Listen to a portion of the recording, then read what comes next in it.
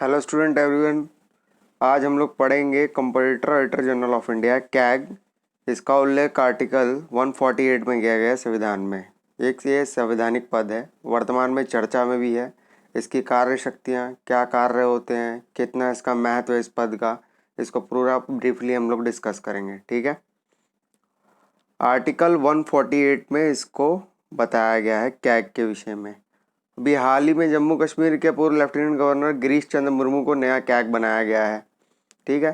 ये सरकार का चीफ ऑडिटर होता है।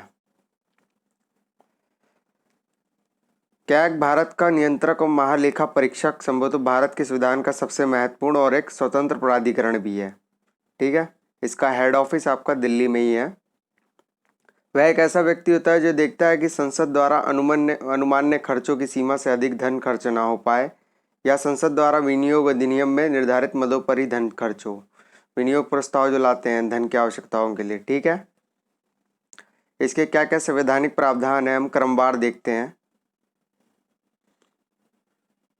अनुच्छेद 148 कैग की नियुक्ति, शपथ और सेवा की शर्तों से संबंधित है। ठीक है। अनुच्छेद 149 भारत के नियंत्रक और महालेखा परीक्षक के कर्तव्यों और शक्तियों से संबंधित है। अनुच्छेद 149। 150 यह बताता है कि संघ और राज्यों को खातों का विवरण राष्ट्रपति के अनुसार कैग की सलाह पर रखना होता है। यानी राष्ट्रपति रिकमेंड करेगा, उसकी सलाह पर कैग भी अपनी सलाह रखता है, तब रखते हैं। संघ और राज्यों को खाते जो होते हैं, अकाउंट्स होते हैं, जो सेंट्रल और स्टेट गवर्नमेंट्स के होते हैं।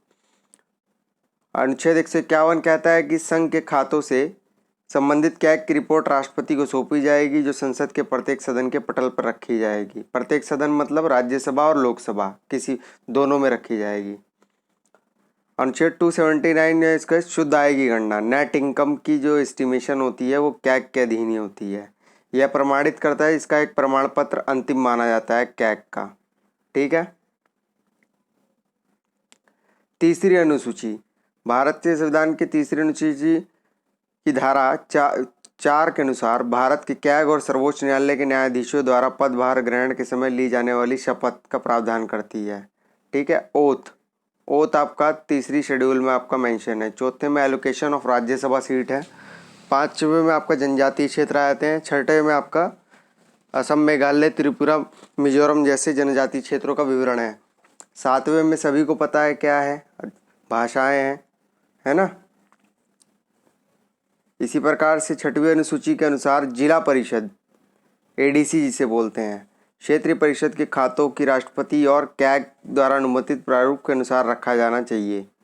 ठीक है। छठवीं अनुसूची का जो देखेगा, मैंने बता दिया कौन कौन से स्टेट्स आते हैं उसमें, असम, मेघालय, त्रिपुरा, मिजोरम, नॉर्थ ईस्ट के। इन निकायों के खातों का लेखा जोखा इस तरह से करना होता है कि कैग उचित समझता है। ऐसे खातों से संबंधित रिपोर्ट राज्यपाल को प्रस्तुत की जाएगी, जो विधानमंडल के समक्ष रखी जाएगी। स्टेट का जो लेजिस्लेचर होता है वैसे ही चलेगा, upper house, lower house. Upper house आपका होता है एमएलसी यानी विधान परिषद, लोअर हाउस होता है आपका विधानसभा। ठीक है। कैग की ऑटोनोमस है, कुछ चीज़ें बनी हुई। ऑटोनोमस मतलब स्वायत्ता, यानी उसके निर्णय में उसको संविधान में संरक्षण दिया गया है, उसके पद को। संविधान की सुरक्षा क्या क्या बंद किए गए हैं।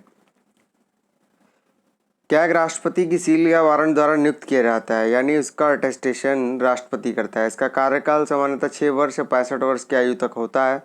दोनों में से जो भी पहले होगा उसका टेन्योर वहाँ पे ख़त्म हो जाएगा।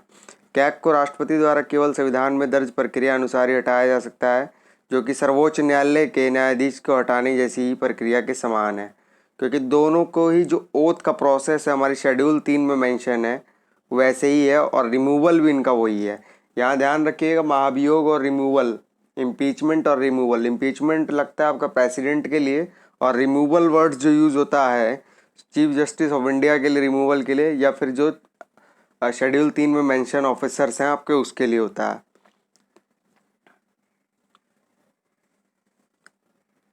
एक बार कैग के पद से सेवानिवृत्त हो जाने के बाद वह भारत सरकार या किसी भी राज्य सरकार के अधीन किसी भी कार्यालय का पद ग्रहण नहीं ले सकता है। ठीक है। कैग का वेतन व अन्य सेवा शर्तें नियुक्ति के बाद भिन्न कम नहीं की जा सकती हैं, यानी उसकी एक बार अपॉइंटमेंट हो गई तो कम नहीं की जा सकती। मैं एक स्टेटमेंट दोबारा ये रिपीट कर दे रहा हूँ। एक बार कैग अगर अपने पद से सेवानिवृत्त हो जाता है तो भारत सरकार या राज्य सरकार के किसी भी पद पर आसान्वित नहीं हो सकता। परंतु बैंकर्स बोर्ड ब्यूरो आप जो देखते हैं, विनोद राय जो उसके कैग पहले कैग थे वे, तो उनके लिए कुछ चेंजेस किए थे, सेंट्रल गवर्नमेंट ने बदले थे। और वर्तमान की सरकार ऐसा कुछ करती भी है, यदि 73 ऑफिसर्स को अगर लाना है मेन सेंट्रल के एडमिनिस्ट्रेटिव चीज़ों में, तो वहाँ पे चेंजेस कर देती है। इसका बहुत विपक्ष द्वारा विरोध भी होता है। इसकी प्रशासनिक शक्तियाँ क्या हैं? भारतीय लेखा परीक्षा और लेखा विभाग में सेवारत अधिकारियों की सेवा शर्तें राष्ट्रपति द्वारा उसे परामर्श के लिए बाद ही निर्धारित की जाती है। ठीक है। Indian audit and account services जो होती है आपकी यूपीएससी के थ्रू जाते हैं।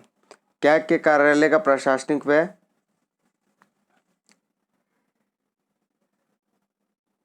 जिसमें सभी वेतन भत्ते और पेंशन शामिल है। भारत की संचित निधि है ना, कंसोलिडेटेड फंड, आर्टिकल 266 और 267 में मेंशन है।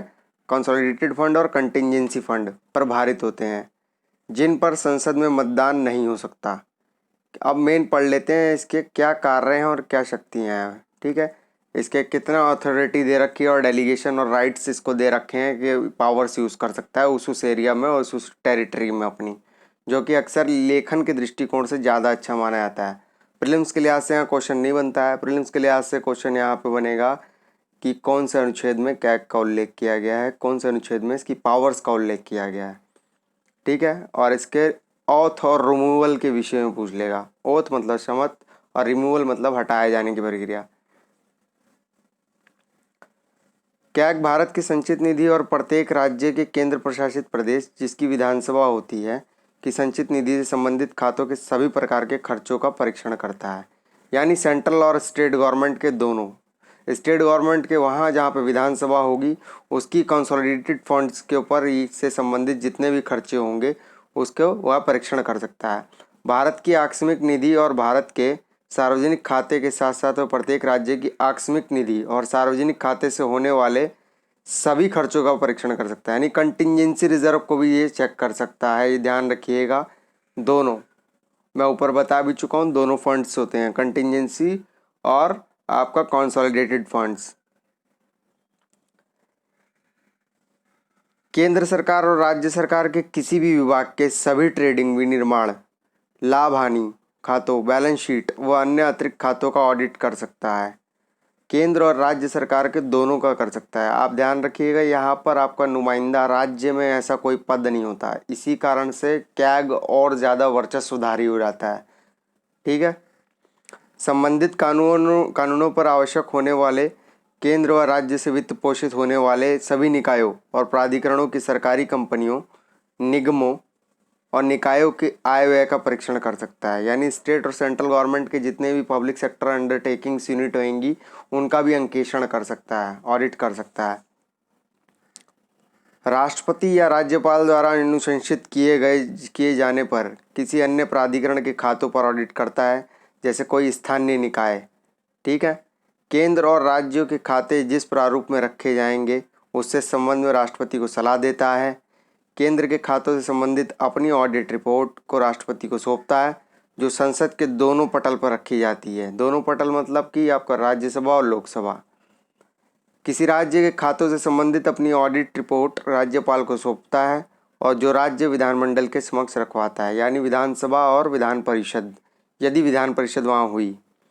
ठीक है, तो ये हमने पढ़ा किसके बारे में, कैग के बारे में। कैग की कितनी इम्पोर्टेंस है, वर्तमान में आपके गिरीश मुर्मू जी को कैग बना दिया गया है। पहले वे उपराज्यपाल थे जम्मू एंड कश्मीर के, वहाँ पे 1 साल हो भी चुका है। अनुच्छेद 370 और 35 से दोनों हट चुके हैं। कब से हटे हैं? 19 अक्टूबर 2019 से। ठीक है, अब वहाँ का उपराज्यपाल बनाया गया है मनीष सिन्हा जी को, जो पहले रेलवे के मंत्री भी रह चुके हैं, रेल राज्य मंत्री और संचार मंत्री भी रह चुके हैं। ठीक,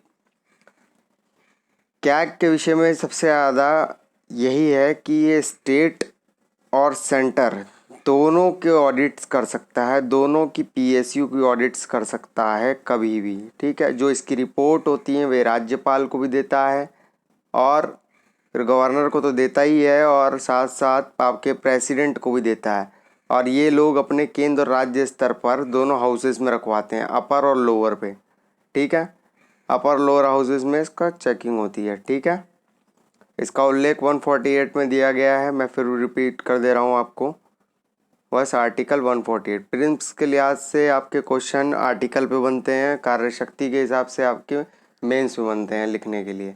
ठीक है, इस टाइप के क्वेश्चन आते हैं जो कि अभी चर्चा में भी हैं, दोनों जुड़ते हैं।